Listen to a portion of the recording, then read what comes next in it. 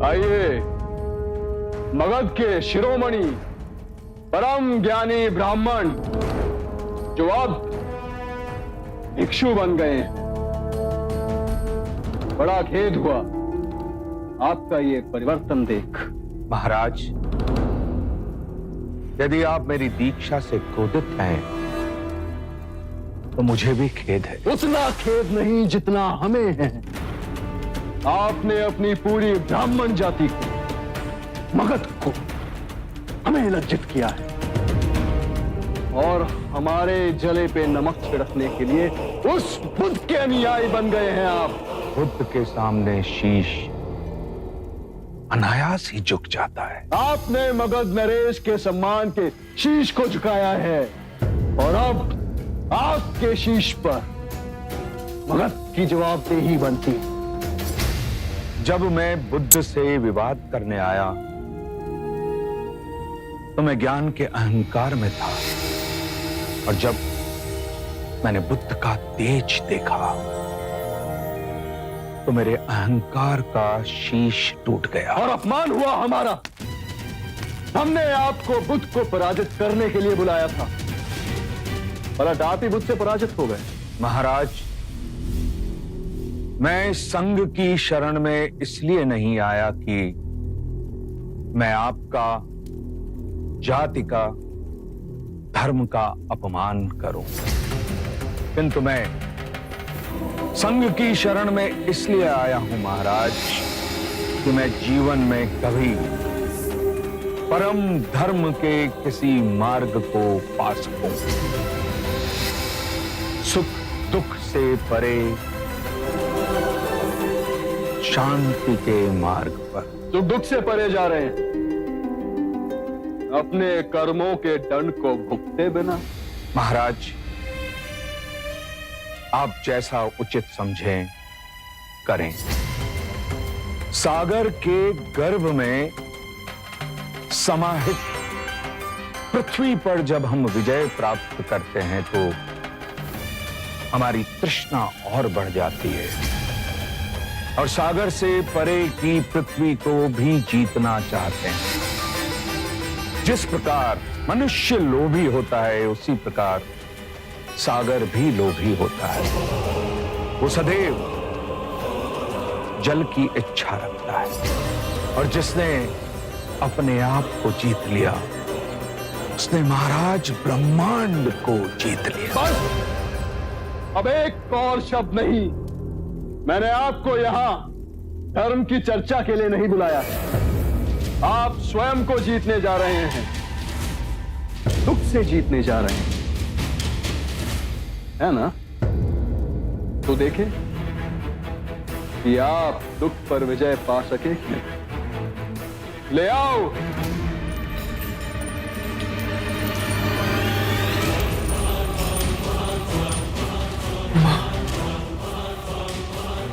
पिताजी। तो परम ज्ञानी सोनदान, अभी तक आप अपने सुख और दुख ऊपर नहीं हो सके। आपका दोषी मैं हूं तो फिर मेरे माता पिता को क्यों दंड दे रहे हो? आपके बुद्ध कहते हैं कि हम सब परस्पर जुड़े हुए हैं, तो दंड आप पाए या आपके माता पिता, अंतर क्या है?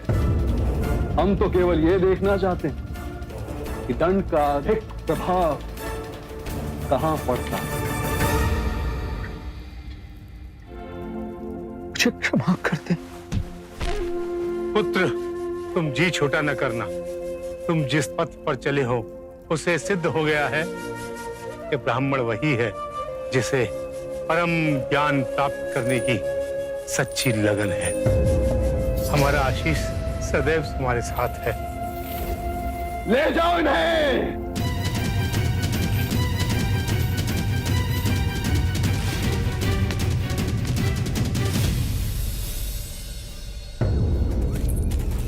ये सैनिक हमारे साथ क्यों चल रहे हैं? हमारी सुरक्षा के लिए।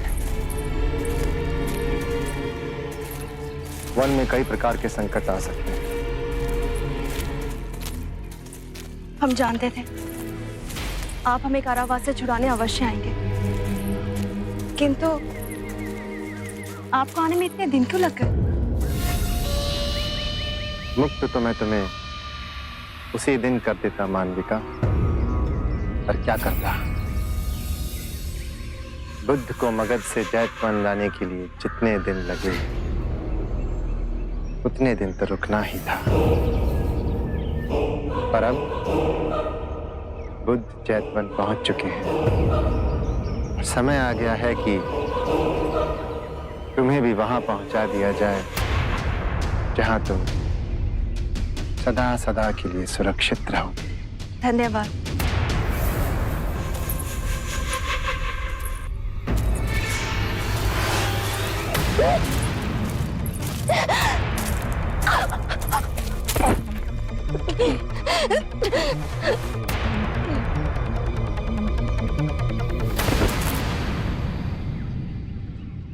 जीवित रहकर तुम्हारा उपयोग हमारे लिए समाप्त हो चुका था मानविका, पर तुम्हारा शव हमारे बहुत काम आएगा।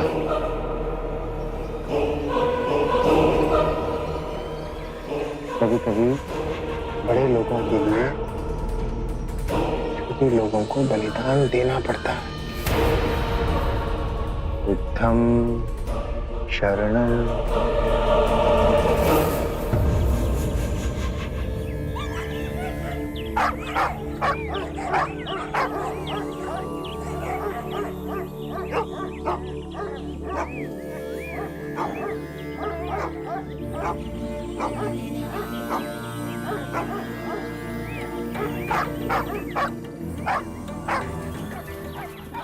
सुबह से इतना शोर मचाया हुआ है, क्या इन पंछियों और श्वानों के कोलाहल से आपका ध्यान भंग नहीं हो रहा?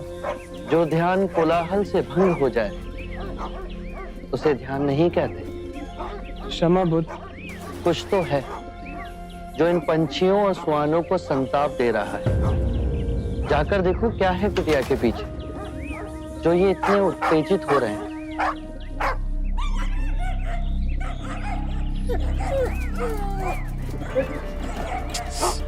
हट हट हट हट।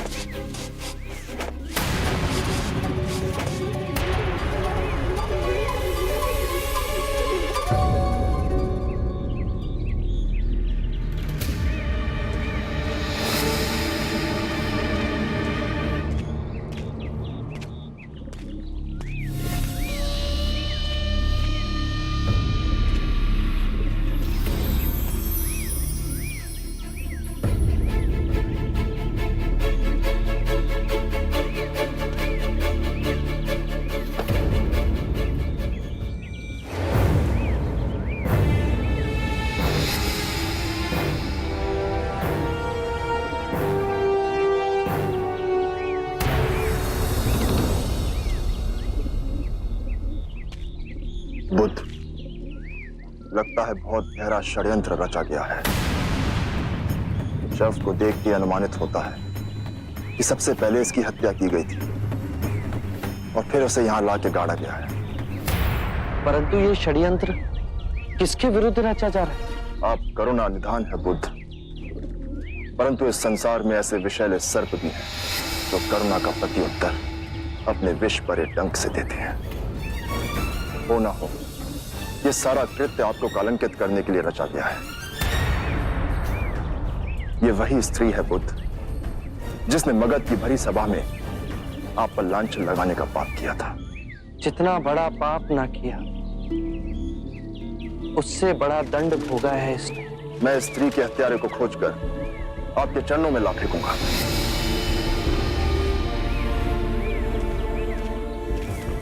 आनंद, इसके अंतिम संस्कार की व्यवस्था की जाए।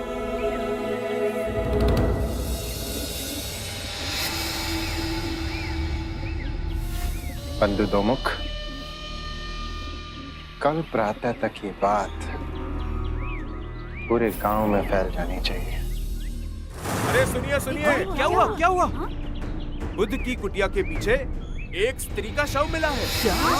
अरे हाँ बिल्कुल। हमने सुना है कि उसे गला घोट के मार दिया गया है। मार दिया गया? हाँ। क्या ये सत्य है? अरे हाँ, हाँ, बिल्कुल सत्य है। वाह वाह वाह, आ गए मुंह उठा के। हाँ? कैसे भोले बन के खड़े हैं जैसे कुछ हुआ ही ना हो। हाँ हाँ, देखो कैसे मुंह उठा के आ तुम्हें क्या लगता है हमारा पाप छुप जाएगा? ये ढोंगी है और बिल्कुल भी लज्जा नहीं है। चले जाओ यहाँ से। जाओ यहाँ पर। ओम भगवते भिक्षां देहि।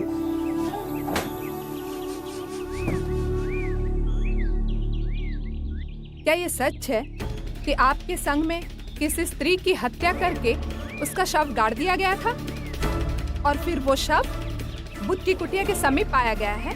जाओ कोई और घर खोजो। किस मुंह से भिक्षा मांगने आए हैं आप? हम हत्यारों को भिक्षा नहीं देते हैं। जाओ यहाँ से।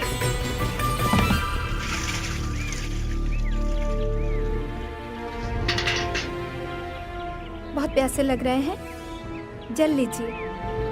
लोग तो कुछ भी बात बनाए, हमें बुद्ध पे विश्वास है। रुको, एक बूंद जल न देना इन पाखंडियों को। इस गांव से तुम्हारा दाना पानी उठ गया है। चलो।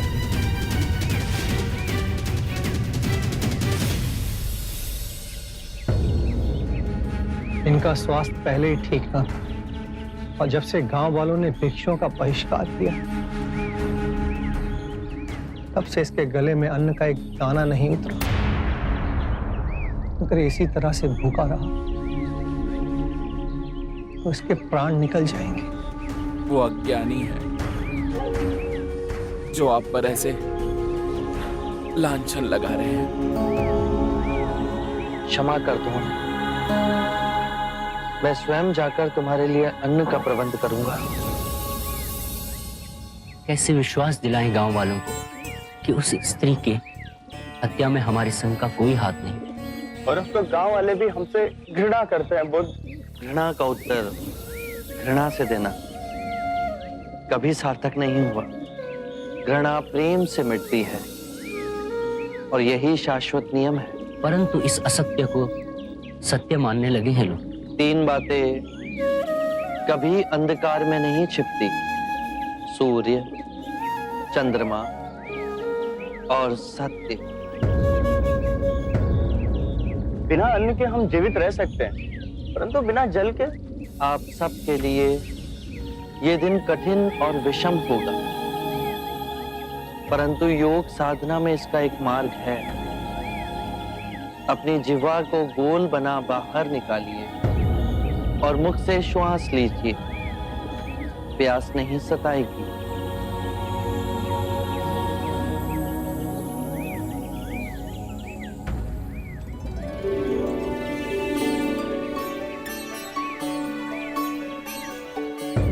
ये फलों की टोकरियां कहां से आई? कदाचित हमारे संघ की परिस्थिति की जानकारी पूरे प्रदेश में फैल गई। क्षमा करना हमें बुद्ध, पहले पता ना था। मार्ग में जो बन पाया ले आए। जिसे बुरा कहते हैं, अगर उसके 10 हाथ हैं तो जो अच्छा है उसके 100 हाथ। इसे ले जाइए।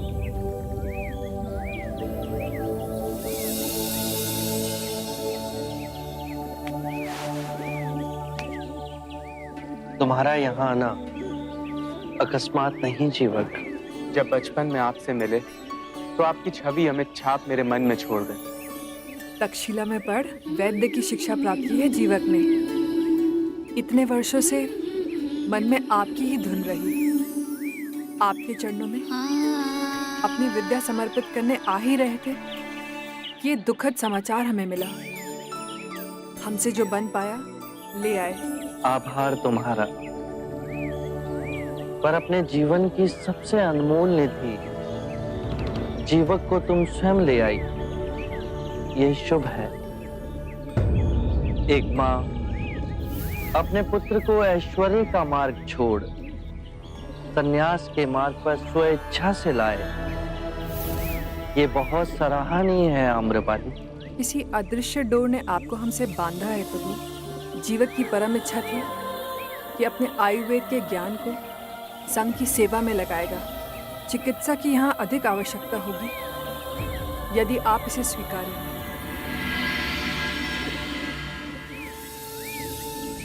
हमारा एक भिक्षु अंदर ज्वर से तप रहा है। कहाँ? आइए, मैं आपको ले चलूं।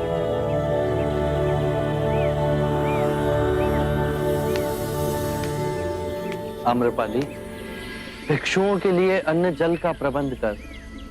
तुमने महान कृत्य किया है, परंतु संघ को एक वैद्य देकर संकट के समय तुमने हमारी सहायता की है आम्रपाली।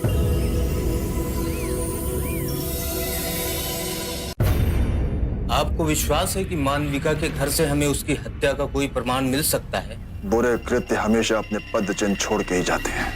ढूंढो।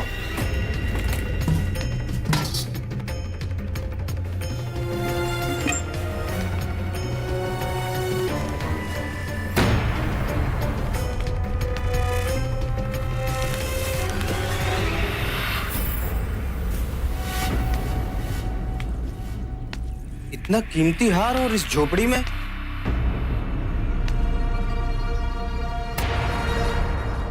ये तो किसी पुरुष का हार है।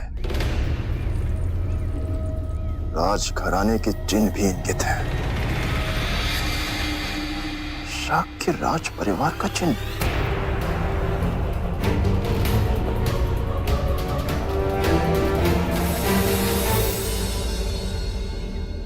ये हार हमें मानविका के घर से मिला। इस पर शाक्य देश का चिन्ह देख कुछ समझ नहीं आया हमें। सोचा तुरंत आपके पास ले आऊं।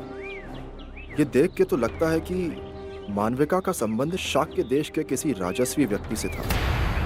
हो ना हो, वो व्यक्ति आपको कलंकित करने की चेष्टा कर रहा है।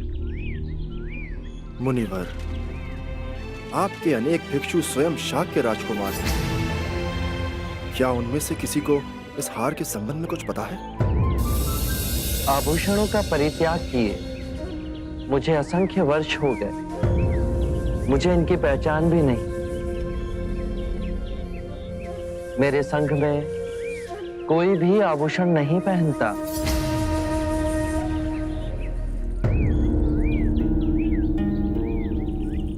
एक बात और मुनिवर, हमने मानविका के आसपास रहने वाले लोगों से भी पूछताछ की। एक ने बताया कि लगभग 1 वर्ष पूर्व एक राजस्वी व्यक्ति मानविका के साथ रात्रि में उसके घर गया था।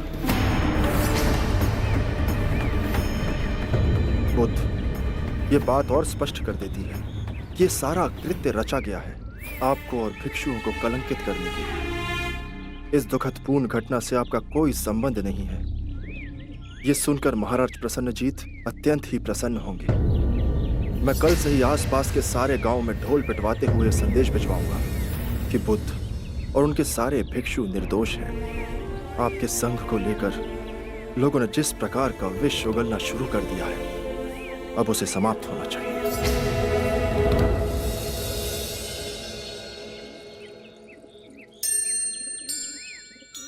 बुद्ध, यदि आपकी कृपा मुझ पर बनी रहे तो मैं उस दोषी को पकड़कर आपके चरणों में ला फेंकूंगा।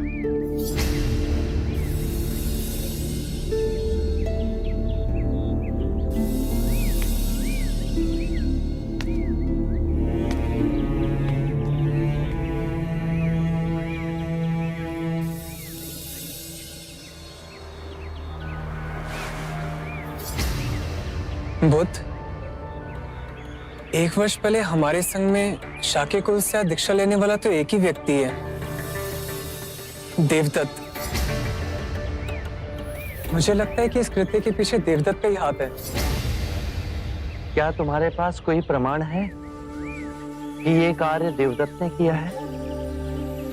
नहीं। तो फिर देवदत्त पर संशय मत करो। सत्य कभी छुपाया नहीं जा सकता। और यदि ये घटनाक्रम देवदत्त के द्वारा घटित हुआ है तो सबसे अधिक मुक्ति की आवश्यकता देवदत्त को है।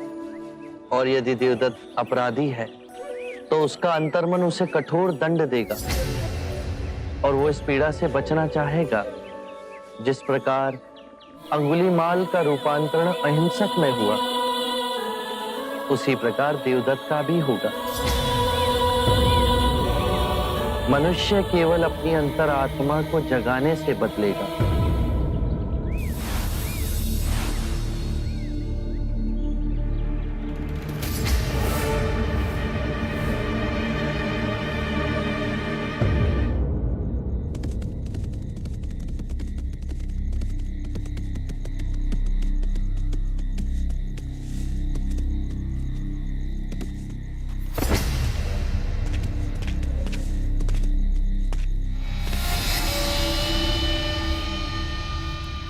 महाराज, सबके सामने मिलना उचित न था। तुम्हारा संदेश पाकर मैं समझ गया था। संघ का क्या समाचार है देवदत्त? मेरी मां कहा करती है मित्र कि ये सिद्धार्थ प्रबल भाग्य लेके पैदा हुआ है। मालविका का उपयोग करके मैंने संग में आग तो लगाई है, लेकिन लगता है कि ये आग मुझे ही जला के भस्म कर देगी। तुमने भी तो सोनदंड को मोहरा बनाकर मात खाई है हमने समस्त मगध के सामने, किंतु हार नहीं मानी। प्रयास जारी है हमारा, जाल फैलाते रहेंगे। कभी ना कभी तो हमारे जाल में अवश्य फंसेगा। बुद्ध। मित्र, क्या तुम मुझे अपने कुछ विश्वसनीय लोग दे सकते हो जो वेश बदलकर भिक्षुक बन संघ में शामिल हो सके? और मुझे एक वन भी चाहिए, भेंट में, जहां पे केवल मैं और वे भिक्षु जा सके। हम तुम्हें दोनों दे सकते हैं देवदत्त,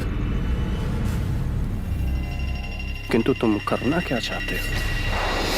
बुद्ध बड़ी शांति में स्थिर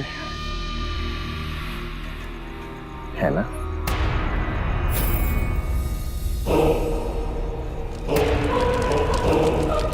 जब संग में आग लगेगी और चारों ओर से बुद्ध को घेर लेगी, तब देखते हैं कि शांति कैसे स्थिर रहती है।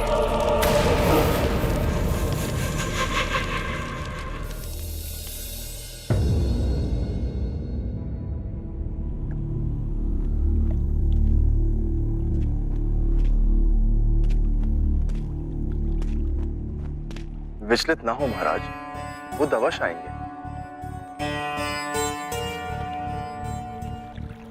बुद्ध के पावन हाथों से यदि ये विधि होगी तो धन्य हो जाएंगे हम। महाराज, बुद्ध आ गए।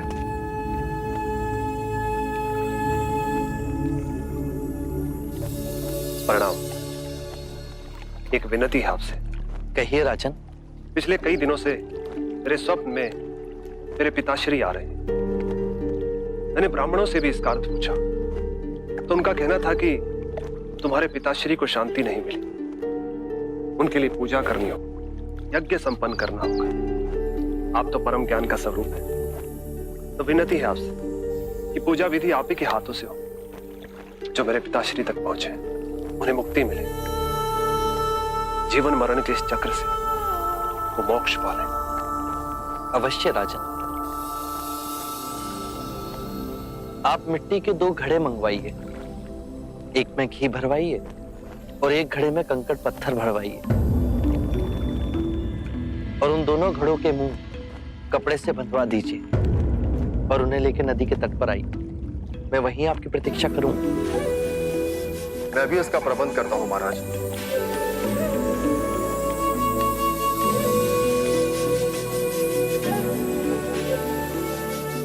महाराज, अब आप इन दोनों घड़ों को पानी में डाल दीजिए।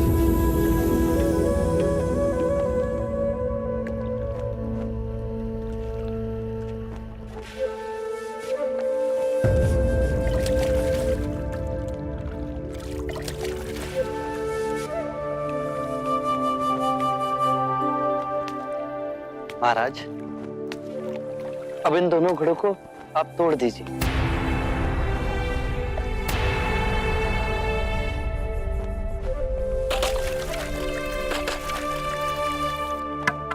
महाराज, अब आप ध्यान से देखिए कि ऊपर उठ पानी पर तैरने लगा।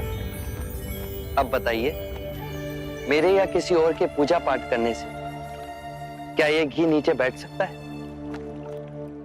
असंभव। ये तो घी का स्वभाव ही नहीं। सत्य कहा आप। उसी प्रकार किसी भी पूजा पाठ, विधि विधान, कर्म कांड के द्वारा पानी के अंदर डूबे हुए कंकड़ पत्थर क्या ऊपर आ तैर सकते हैं? नहीं बुद्ध, ये तो प्रकृति के नियम के विरुद्ध है। तो हम प्रकृति से भिन्न कैसे हुए? हम भी तो प्रकृति का ही रूप है। सत्य कहा बुद्ध। एक सत्य ये भी है राजन, यदि हमारे पूर्वजों ने अपने जीवन काल में कंकड़ पत्थर बोए, दुष्कर्म किए, तो वो स्वाभाविक ही कंकड़ पत्थर की तरह नीचे बैठ जाएंगे। और यदि उन्होंने अपने जीवन काल में सत्कर्म किए, तो स्वाभाविक ही घी की तरह ऊपर आ तैरने लगेंगे। जो बोएंगे वही काटेंगे। परंतु इस शरीर रूपी जीवन काल में ही नहीं, अपितु इस शरीर रूपी जीवन काल के पश्चात वाली यात्रा में भी हम जैसे कर्म करेंगे वैसा ही फल मिलेगा। अब बताइए, इस प्रकृति के नियम को कोई पूजा पाठ, कर्म कांड, विधि विधान, यज्ञ हवन मिटा सकता है? राजन, मैं भी इसको नहीं बदल सकता। केवल अच्छे कर्म ही मनुष्य की मुक्ति का द्वार खोलेंगे। एक ऐसी तलवार है आपके हाथ में जो एक क्षण में सारे झूठ काट केवल ज्ञान को प्रकाशित करती है। ना जाने कितने जन्मों और भटकता में यदि आपकी कृपा ना होती, इस एक क्षण में आपने अपनी अदृश्य तलवार से मेरे अहंकार का सर भी काट दिया। धन्य है प्रभु।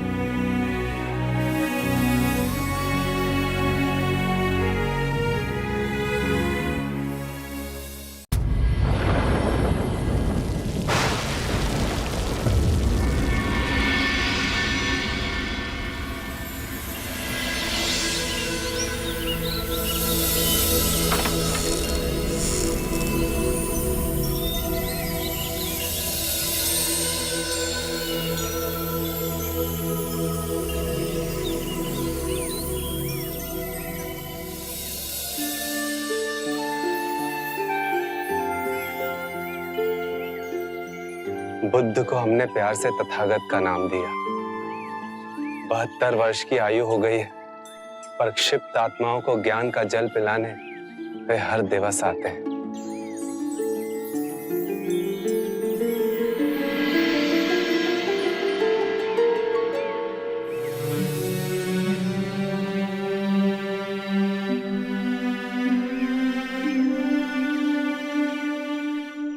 कितनी ही ऋतुएं आई और गईं, कितनी ही बार इस धरती ने करवट बदली, कितने ही राजा और महाराजा आए और चले गए, किंतु हम कितने भाग्यवान हैं कि बुद्ध के उपदेश हमें आज भी इन परिवर्तनों में शांत और स्थिर रखते हैं।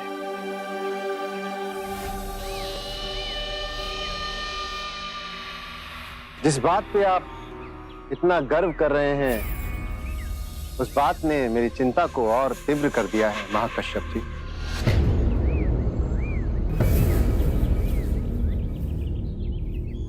मैं आपसे अपनी और अपने जैसे कई और भिक्षुओं की ओर से एक प्रार्थना करना चाहता हूं।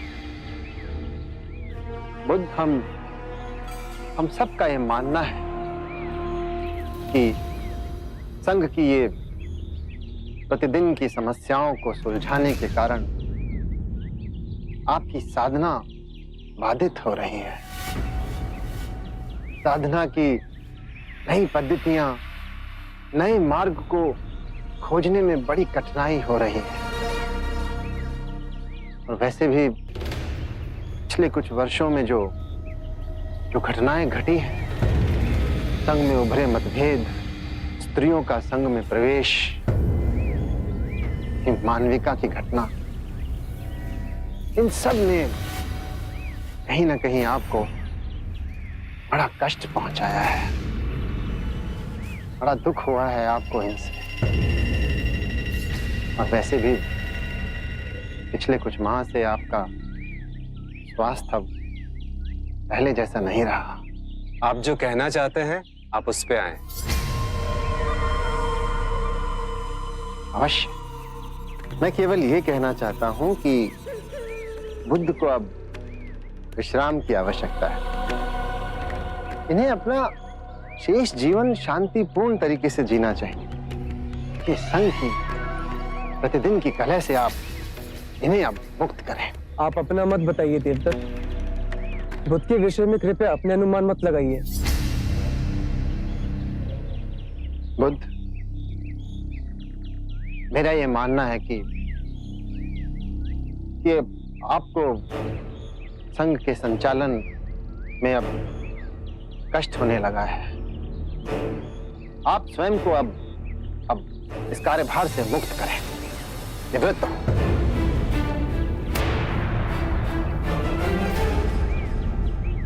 संघ के संचालन की बागडोर अब मैं अपने हाथों में लेने के लिए तैयार हूं।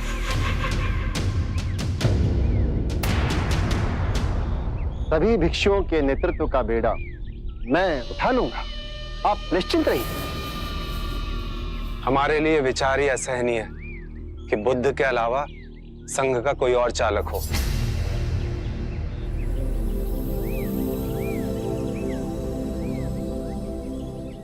देवदत्त, तुम्हारा बहुत बहुत आभार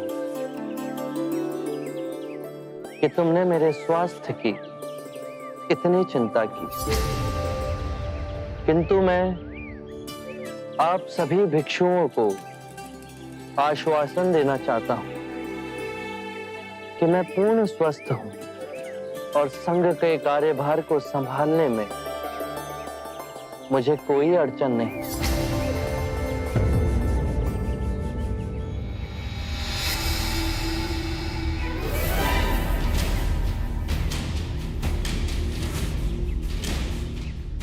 देखिए आप बुद्ध, और केवल यही नहीं, इनके अलावा और भी बहुत से भिक्षु हैं बुद्ध जो मेरी बात से सहमत हैं।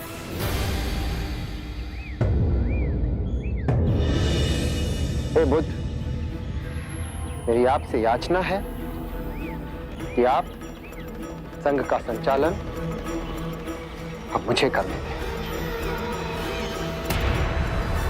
और स्वयं अवकाश ले लें। देवदत्त, तुमने अपनी बात कही, अब मैं अपनी बात कहूं। आप सभी अपना आसन ग्रहण करें।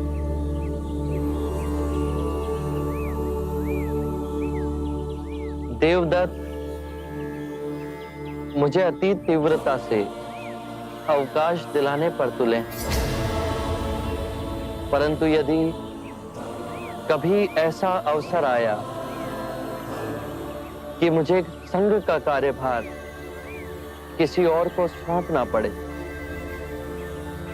तो देवदत्त से अधिक योग्य, परिपक्व, कुशल भिक्षु इस संघ में हैं, जो देवदत्त से कहीं अधिक कुशल और गुणी हैं। मैंने आज तक मुगलाना, सरिपुत्र और महाकश्यप जैसे महान भिक्षुओं को संघ का नेतृत्व करने का अधिकार नहीं सौंपा। तो देवदत्त, मैं तुमसे संघ को चलाने का अनुरोध कैसे कर सकता हूं? और जहां तक प्रश्न सामर्थ्य का है, तो तुम में अभी संघ को चलाने का सामर्थ्य नहीं।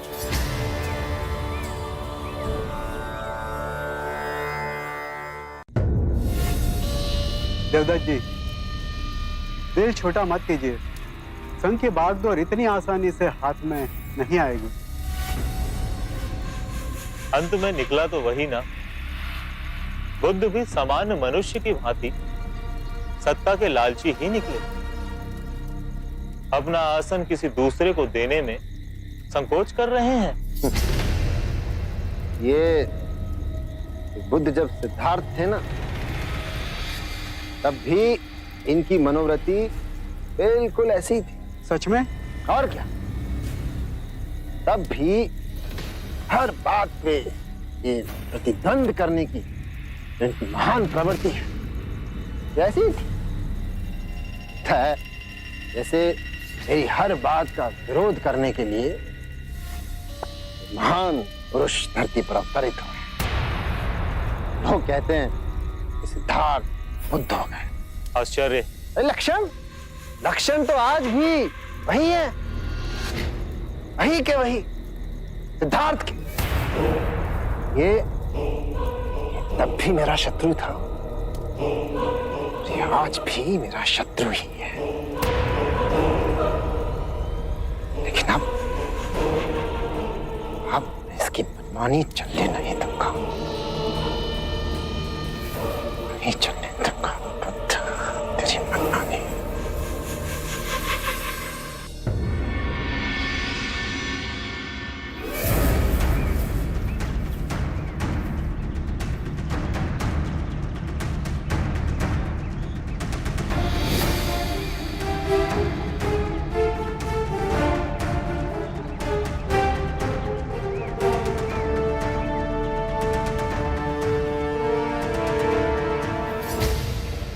प्रिय भिक्षुओं, अभिनंदन है, स्वागत है आप सबका। सर्वप्रथम मैं आभार व्यक्त करना चाहूंगा हमारे महाराज अजातशत्रु का, जिन्होंने गयासीस वन की ये भूमि हमें दान भेंट की। आभार है हमारे कुलगुरु का, जिन्होंने सदैव हमारा समर्थन किया। प्रिय भिक्षुओं, आप में से अधिकांश मेरे द्वारा ही दीक्षा प्राप्त है। आपका गुरु होने के नाते ये मेरा कर्तव्य भी है और अधिकार भी कि अपने विचार और अपनी चिंता आप सबके समक्ष मैं रखूं। आज मेरी चिंता का केवल एक ही कारण है, संघ का संचालन। मैंने आदरणीय बुद्ध से हाथ जोड़कर कई बार ये विनम्र निवेदन किया कि वे संघ से निवृत्त होकर साधना की नई पद्धतियां, नए विचार और नए मार्ग को खोजें, जिससे आप सभी भिक्षुओं का कल्याण हो सके। किंतु बुद्ध ने मेरी बात नहीं मानी। मैंने हाथ जोड़कर उनसे विनम्र निवेदन किया कि बुद्ध, हमारे संघ पे ये आरोप है कि यहां पे केवल क्षत्रियों को और ब्राह्मणों को प्रवेश मिलता है। आप स्वयं देखिए कि बुद्ध के प्रथम अनुयायी राजघराने के ही लोग हैं। जो बचे खुचे रिक्त स्थान हैं उन्हें ब्राह्मणों ने भर दिया। यही बात मैं बार बार बुद्ध को समझाने का प्रयास करता हूं कि हमारे संघ में निम्न जाति के वर्ग के लोगों को ही प्रवेश मिलना चाहिए। लेकिन बड़ी कठोरता के साथ बुद्ध मेरे इस प्रस्ताव को ठुकरा देते हैं। अरे ये तो बहुत बड़ा अन्याय है। हमारे महाराज स्वयं इस बात से कितने चिंतित हैं और इसीलिए मैंने अपने समर्थक भिक्षुओं को अलग से यहां पर बुलाकर ये बात समझानी अनिवार्य समझी। मैं आपसे अनुरोध करता हूं कि कृपा करके आप इस बारे में विचार अवश्य करें। यदि आप चाहें तो बुद्ध के पास जाकर मेरी बात दोहरा सकते हैं और उन्हें यह समझाने का प्रयत्न करें कि आज संघ में परिवर्तन अनिवार्य है और यदि यह परिवर्तन नहीं हुआ तो यह संघ निश्चित रूप से बिखर जाएगा। आप सब मेरी इस बात पे विचार अवश्य करें।